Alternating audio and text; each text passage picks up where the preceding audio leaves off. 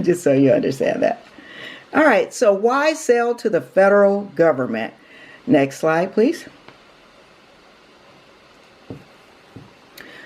Okay, so the federal government is the largest purchasing entity of goods and services in the entire world. In 2018, the federal government purchased $139 billion of contracts that was awarded to small businesses. 554 billion went to other than small. So this is a pretty good reason why you should sell to the federal government. You should want to get your piece of the pie. All right, next slide, please. All right. So what does the government buy? Next slide, please. They purchase almost everything imaginable. So this is a good time during this class to actually ask yourself, is the government buying what I'm selling? All right, so the government, they own offices, vehicles, buildings, hospitals, prisons, and military installations. So the government love working with small businesses. So what you want to actually do, and we're going to go into this further, but I just wanted to show, looking at the pictures, sometimes you think, why is there's a food service table there? Because there's food, someone has to serve, and janitorial service, you name it. The government purchases almost everything. Next slide, please. Okay, what will you need before you get started? So you have this form that Kara emailed to you last night. It will be in your packet. So these are things that you need to get started. And the reason we put this form on there is because, and most of you have this, but we want folks to know some of the basic things that you'll need. You will, the government likes to see a person in business for at least 2 years or more, because you're establishing past performance. Extensive sales history is something they look for. They want to make sure that you're financially stable. Some of the tools is that you have a computer. I talked to someone yesterday that you would think everyone had a computer, but he did not have a computer or internet access, so you definitely need that. You want to have an email address. You also want to make sure that your email address has your business name instead of Yahoo or Gmail. So you may want to think about that, and also to have a business bank account. I also will say with your email address and phone number, at times Jan and I will try to call, and just yesterday it happened, and there was no one answered. It went directly to voicemail, but the voicemail was filled. So make sure that you're checking your voicemail messages and making sure that we can leave you a voicemail message. Next slide, please. So these are the learning objectives that we're going to go through.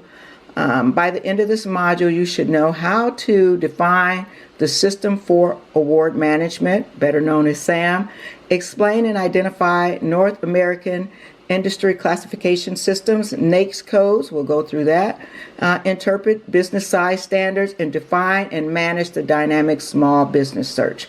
Next slide, please.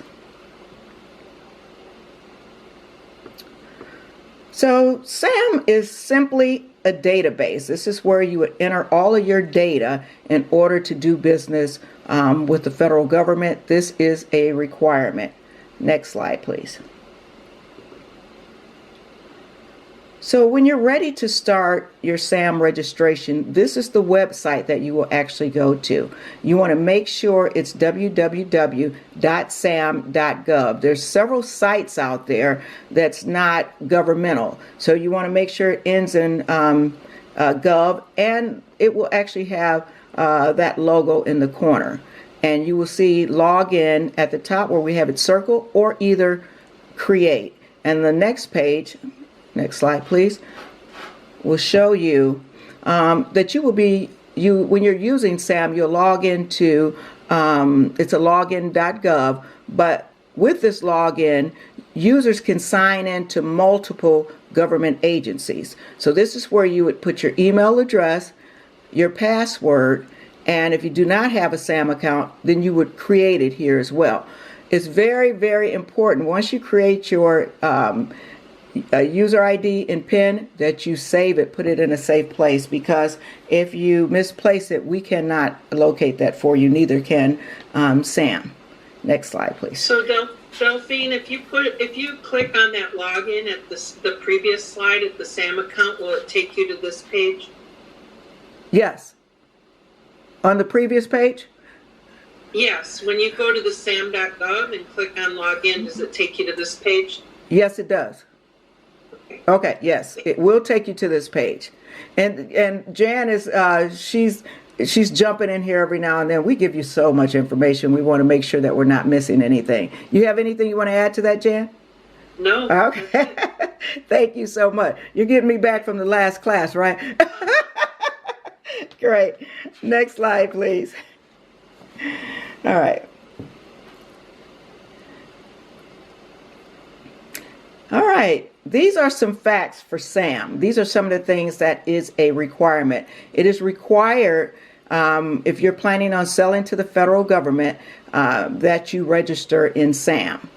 It's required for receipt of payment. In order to get paid, you have to register in SAM as well. Alrighty. And when you think of SAM, think about it that way. This is how you get paid. The government pays on time. So once you complete a contract, within 30 days, they have your banking information and they can pay you on time. Okay. SAM also determines your size standard. So there's a calculator within SAM that will do it for you, so you don't have to worry about that. When your SAM registration is complete, it will assign you a unique CAGE code. Okay? And CAGE stands for Commercial and Government Entity Code. It is a 5-digit code that you will have with you during the duration of your SAM registration. It also requires that you update it annually. So anytime you log into SAM, that particular date will update it for another year. You want to make sure that you follow that. At a month before your SAM expires, you will receive an email and it will let you know that you need to update your SAM registration. It also links you to the Dynamic Small Business Search, and some call it DSBS, and we'll talk about that more. But what it does not do, it does not provide procurement opportunities. And I have, I'm sure Jan has too. I had a client one time that she came to me and she's like, Miss Delphine, I was looking for contracts and I was in SAM and I didn't see anything. Well, guess what? You're not going to find them there because they're not housed there. And we will tell you where to find government opportunities, but it's not in SAM. Next slide, please. Once your SAM registration is complete, beware of spam alerts. This is an example of our Schoolcraft College. When we go to renew our SAM registration, actually Jan oversees this, you can see the yellow highlighted area at the bottom, and this will show you that it's bogus. Thank you, Kara. It says incomplete registrations may be placed into a deleted information status within the system. That does not happen. You will not see that. So if you're not sure if something is real or not, please email us. You can even do a screenshot and we can let you know. But you will definitely get spam alerts. Next slide, please.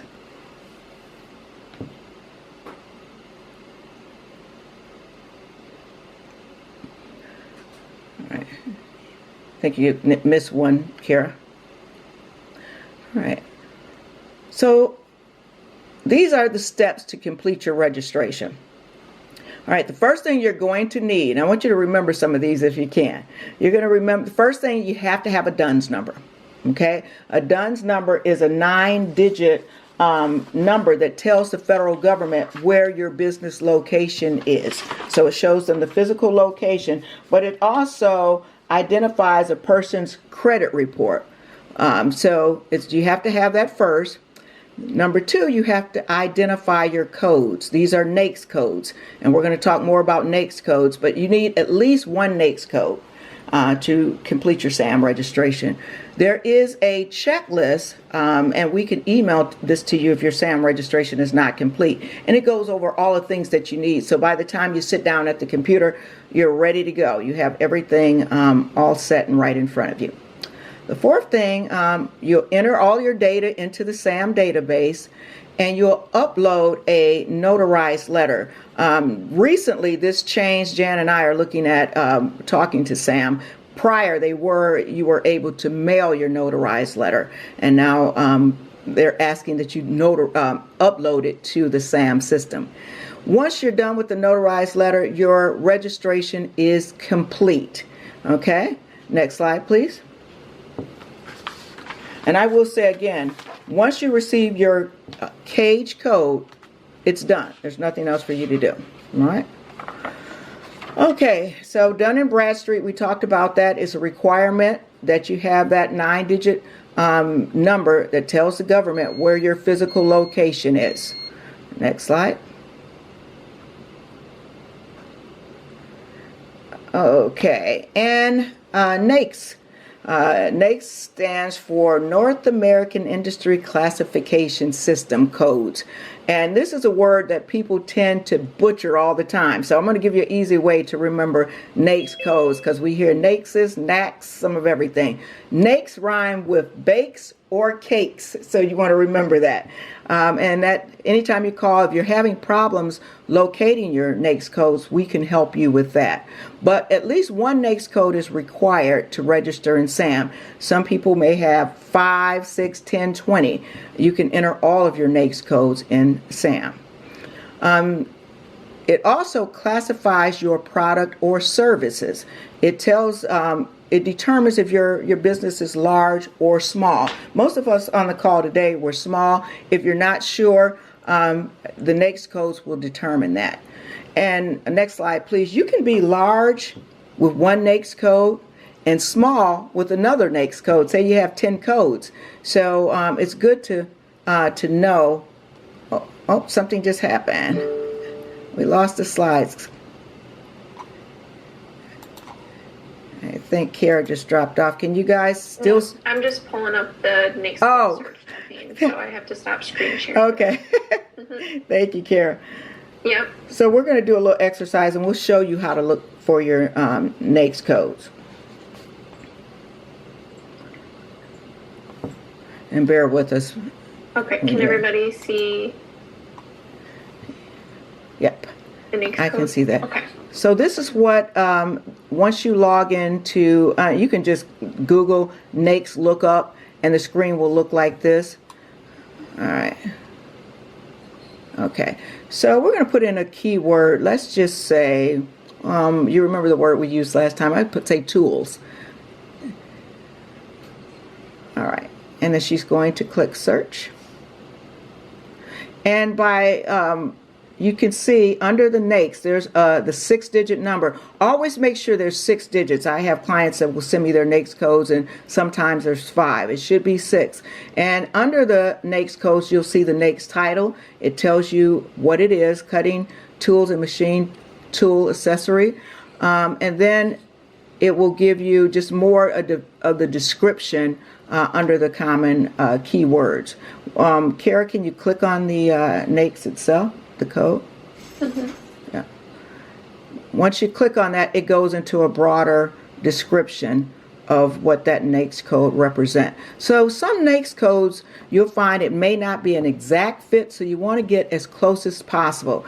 If you're having problems getting the perfect NAICS code for your industry, please let Jan or myself know, and we can assist you with that. Okay? Okay, any questions? Thank you, Kara. Next slide, please. Yep. Let me get back to the presentation. One moment. Oh, we'll give you time there.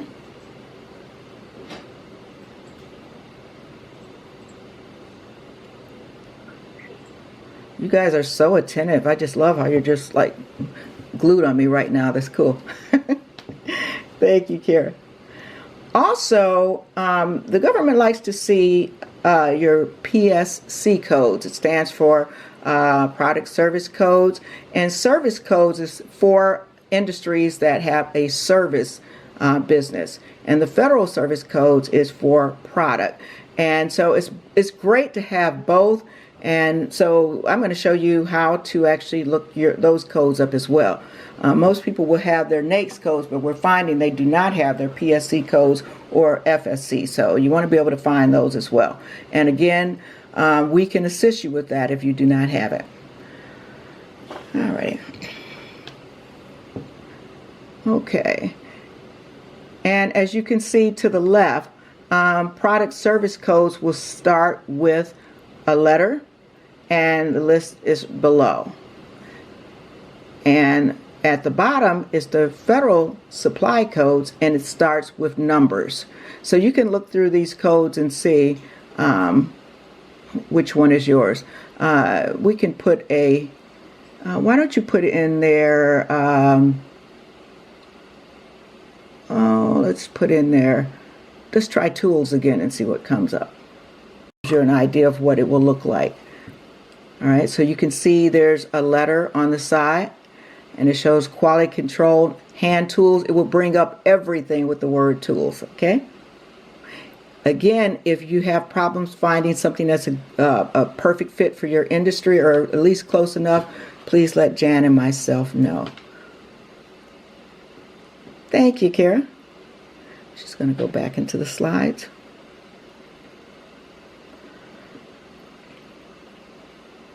So we also talked about, while she's bringing up the slides, a checklist. And this is something that we can email to you. If you do not have your SAM registration complete, please email us and we can send you a checklist.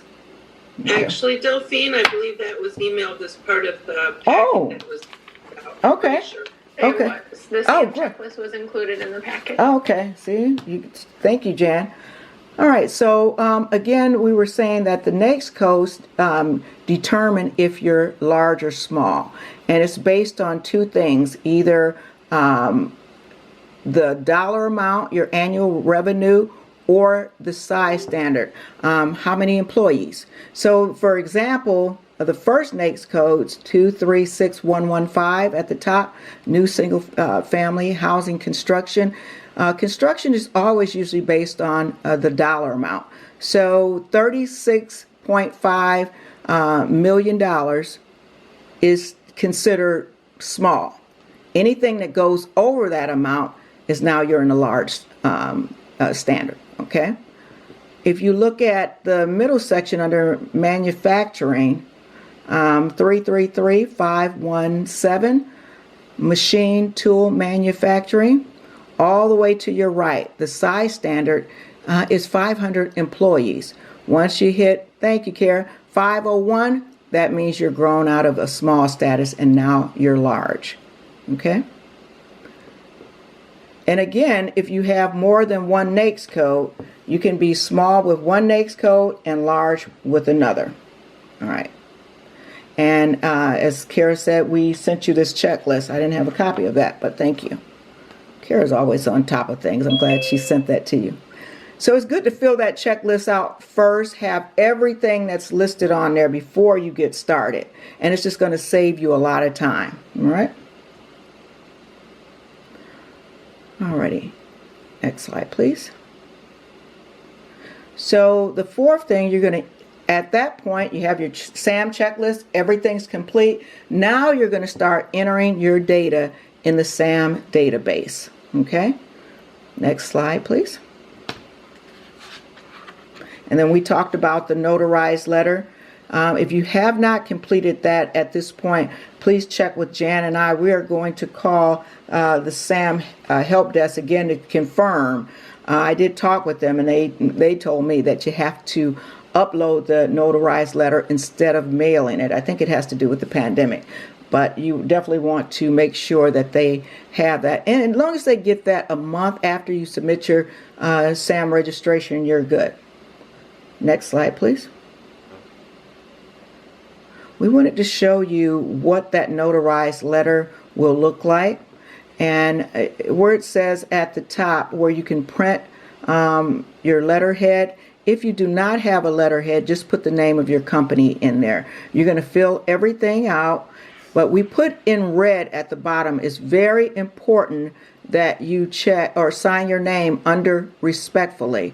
Most of you will be checking off that last box that says self-administration confirmation. So you want to check that, make sure everything else is filled out. You're putting just the basic information, your company's name, DUNS number, your address, and then you will have it notarized and uploaded to the system. Okay? Any questions on this notarized letter? Thank you. Next slide, please. Oh, at that point, your registration is complete. Thanks, Kara. Next slide, please.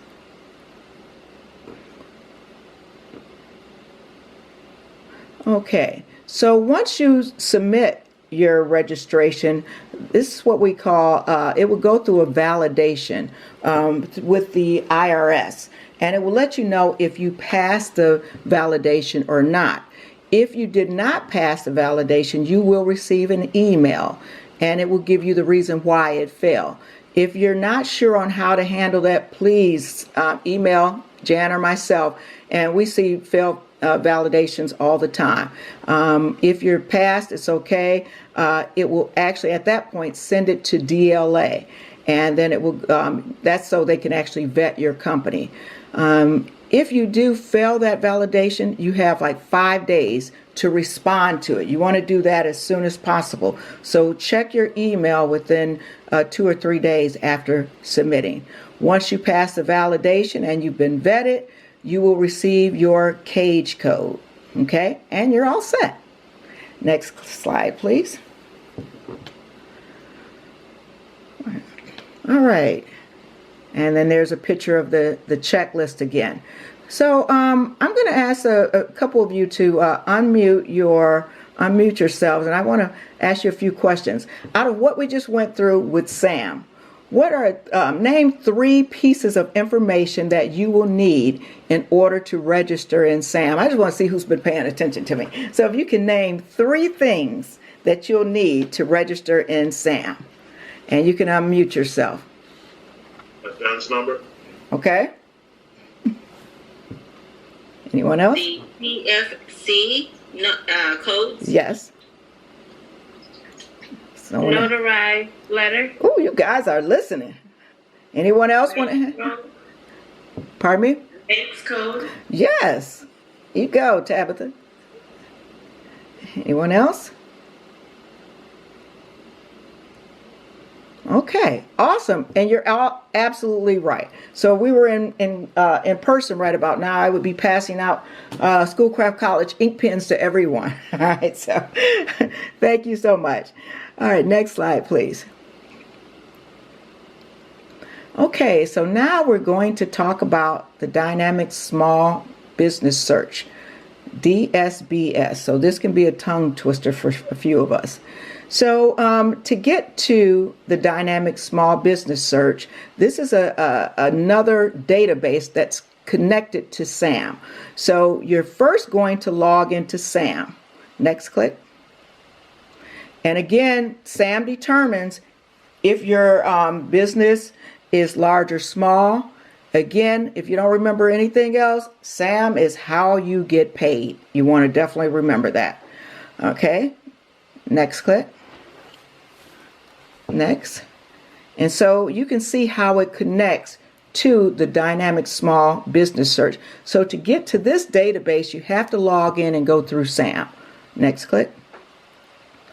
And this will list small businesses registered in SAM. It's searchable to agencies and companies that's looking to find you. So just say there's an agency that or a prime that's looking to do business with a small business. They can actually go in this database to find you. So you want to make sure that you keep that the Dynamic Small Business Search updated. If you need help with that, we can assist you with that. You actually write a narrative and you would place it in the database. Next slide, please. Jan, you have anything you want to add? Jan's being quiet today. I love it. Well, you're doing such a good job. Okay.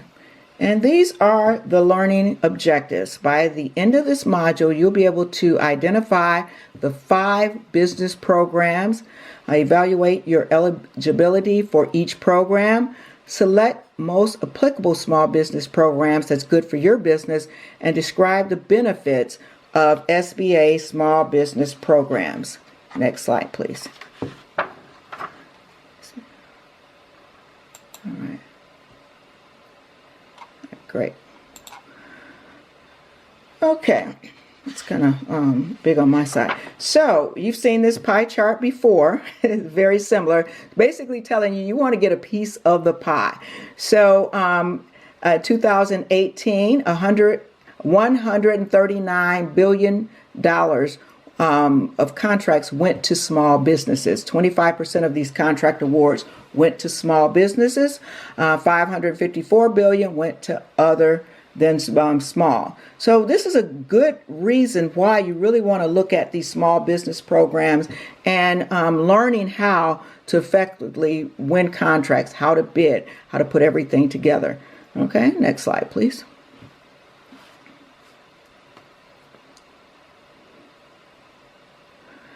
So the Small Business Act actually was formed in 1953, way before I was born. Not really. Okay. So why focus on the small business programs? SBA oversees everything from start to finish with the small business program. So they're like the umbrella for all 5 programs. Okay. It increases your opportunities to compete in the federal marketplace. So it actually levels the playing field.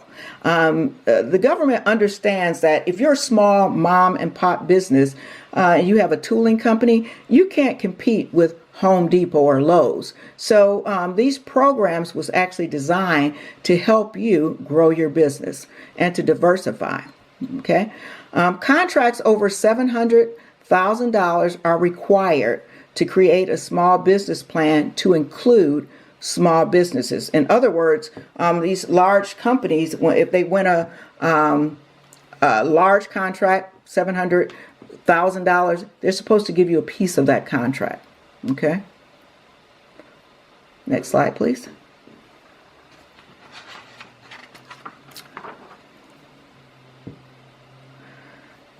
And so why focus on small business programs? And we're going to talk about set-asides. Set-asides is actually, again, will help you in the marketplace.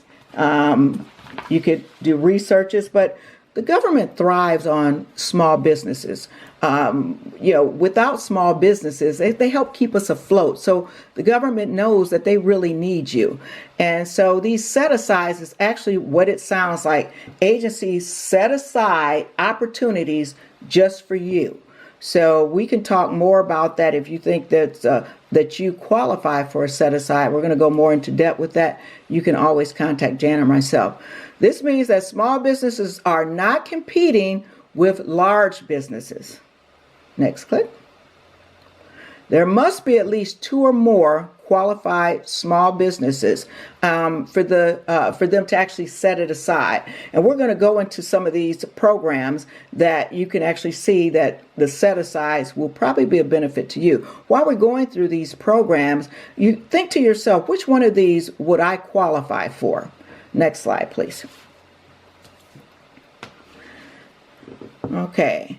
Small business programs. What you need is your NAICS codes. We talked about that. It helps, again, determine if your business is large or small, classifies your product or services.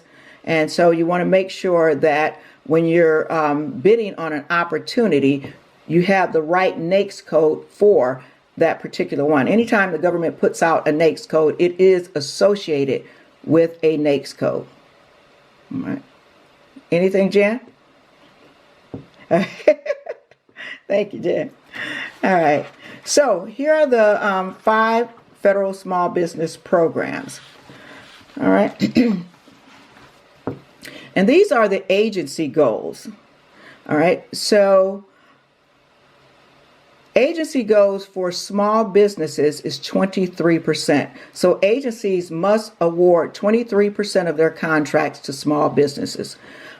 For small disadvantaged businesses, called 8A, 5% agencies must award 5% of their contracts to 8A businesses, which means only 8A businesses can bid on these opportunities. The same applies for service disabled veteran-owned businesses. That's 3%.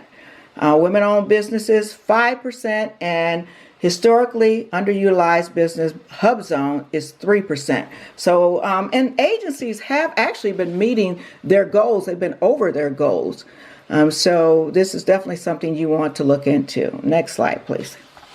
And we're going to go through each one of these programs. So these are the benefits. So just for being small, it's 23% goal. So an agency, again, must set aside 23%. Now, there's no certification for this particular, just for being small, I'll put it that way. So to be eligible, your size standard, you got to make sure that your NAICS code is within that solicitation. You must be registered in SAM. So that's one of the requirements that's going to be for all of them. Okay, next slide, please.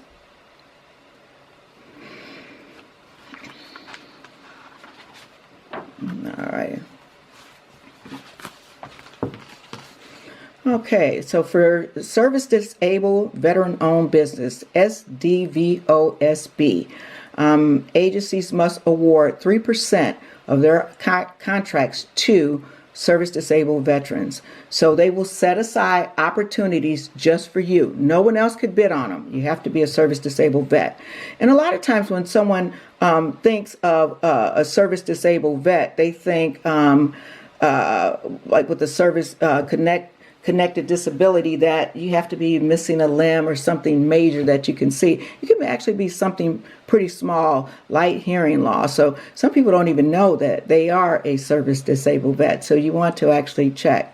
But no verification is needed for any other federal agencies. The last box there, verification. We're talking about certifications, but you actually, for the VA, it's a you want to be vetted. And Jan and I, we're actually certified with the Center of Verification and Evaluation, CVE. So if you need any help with getting your veteran-owned certification or verification, please let us know and we could assist you with that. All right? And again, agencies have to set aside contracts just for you. Can I add something to that? You definitely can.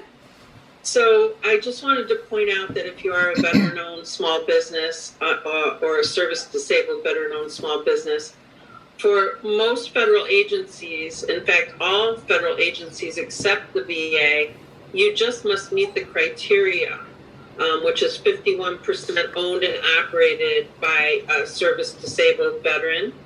But for the VA, they do require the verification.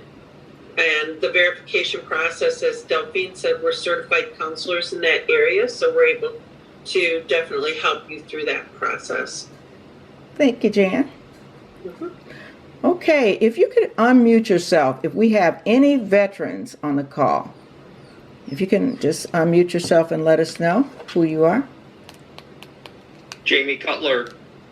Thank you for your services, Jamie. Anyone else? Thank you, Jamie. Mm-hmm. Thank you for thanking me. Anyone else? Andy Anderson. Thank you. Thank you for your services. Thank you for your service. We mean that sincerely. We really do. We really do. Anyone else? Alrighty. Thank you. So next slide, please. Now we want to talk about the woman-owned small business, WOSB, and economically disadvantaged woman-owned small business, EDWOSB. And these are the benefits.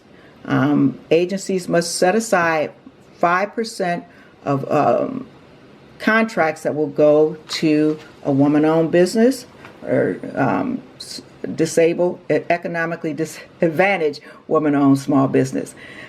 So that means, again, these set-asides, no one else can bid on them unless they are a woman-owned business.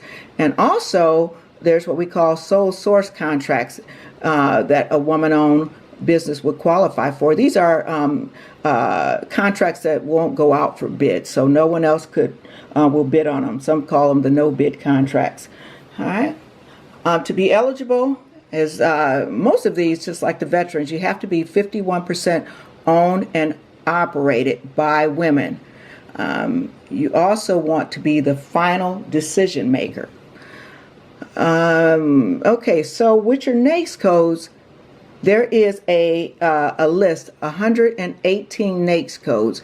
If you're going to try to get this particular certification, you want to make sure that your NAICS code fall within that 118.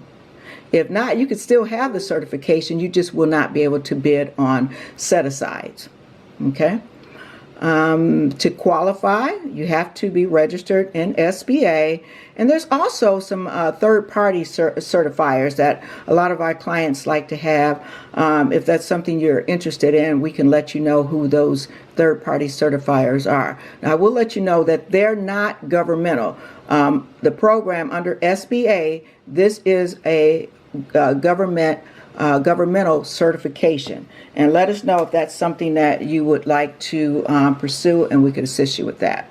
The system has actually changed. They made it pretty easy. So if you actually log into SBA and you go to WOSB, they have you can put your NAICS code in there. It will tell you if you're large or small, but it will also tell you if you qualify for this particular certification.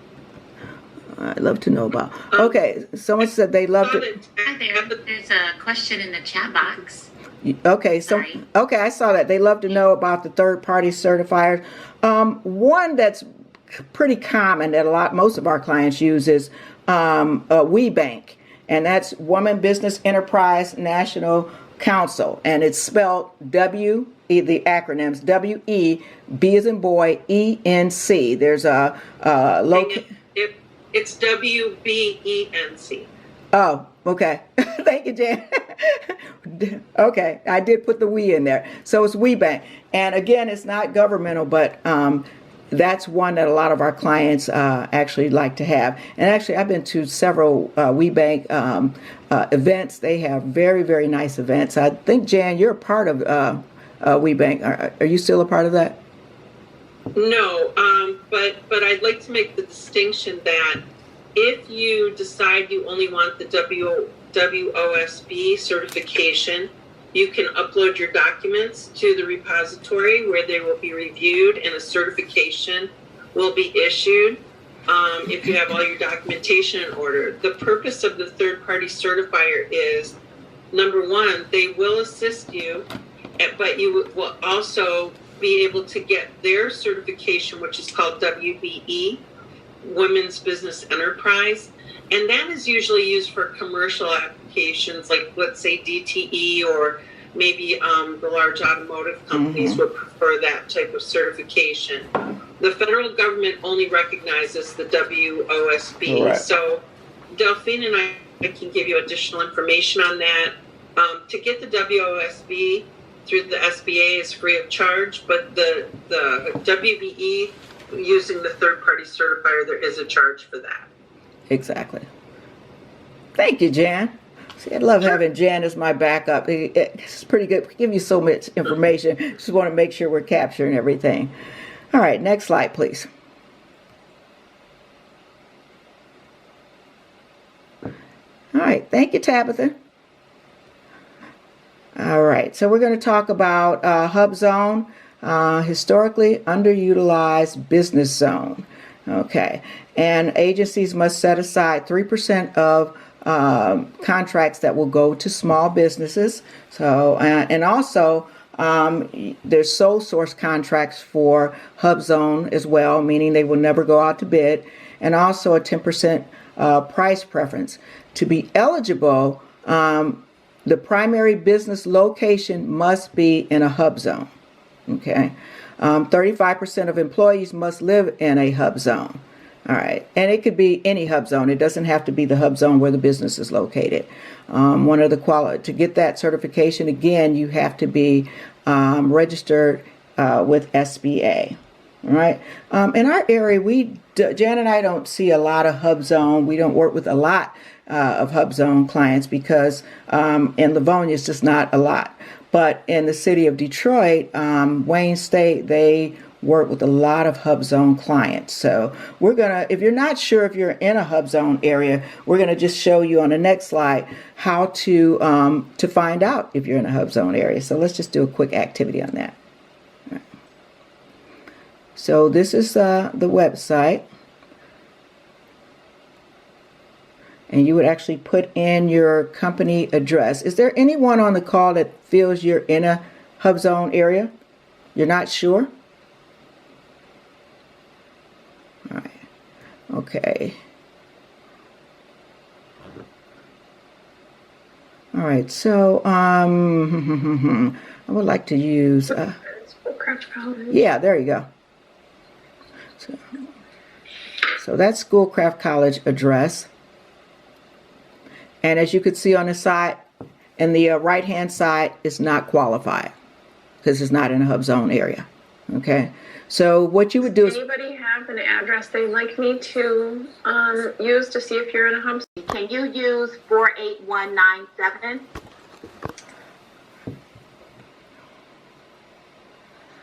I think you need the complete address. Yeah, not just oh yeah. Oh, I'm sorry. 2111 Gulfside Road. There we are. I don't think that's a, oh my God, that surprised me. Yay. I know that area. I didn't think that was going to be a hub zone. Awesome. So that's a certification that you can actually pursue. Okay. I would like to find out too, please. This is Tyra. Hey, Tyra.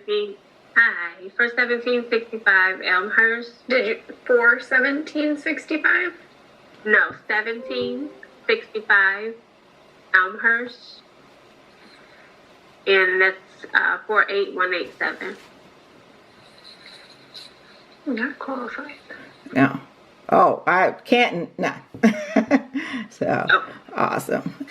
All right, we'll take one more. If anyone else want to give it a try, one more since we're in here.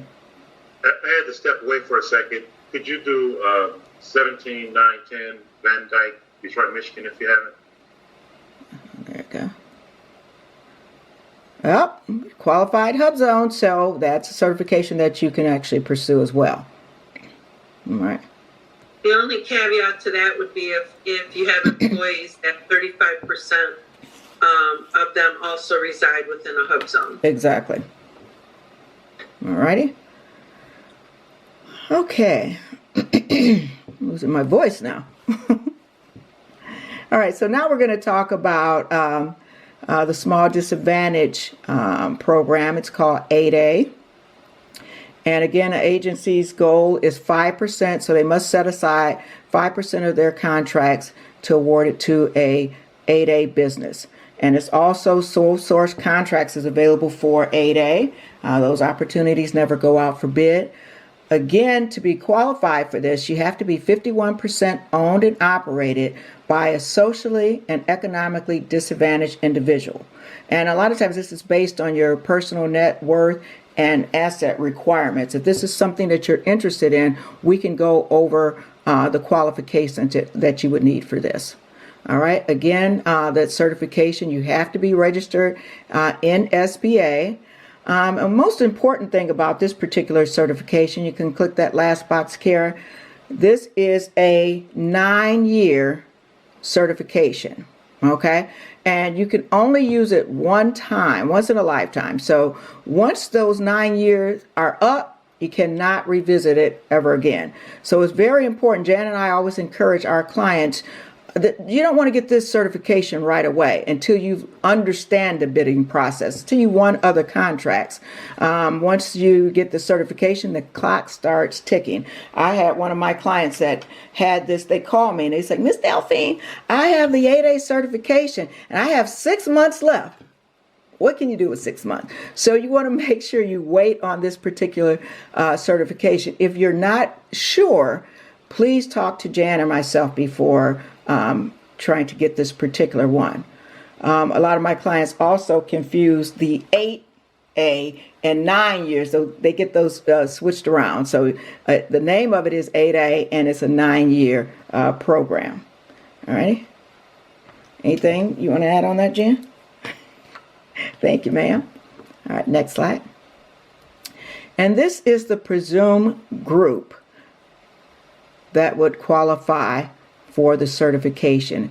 If you do not fall within this group, but you feel that you are socially disadvantaged, you can write a compelling letter, and they will listen to you and determine if you qualify for the 8A certification. Next slide, please. Okay, so really quick, if you want to unmute yourself, take a second to see if you saw any certifications that you feel you qualify for. We want to hear from you. Did you find any that you feel you qualify for?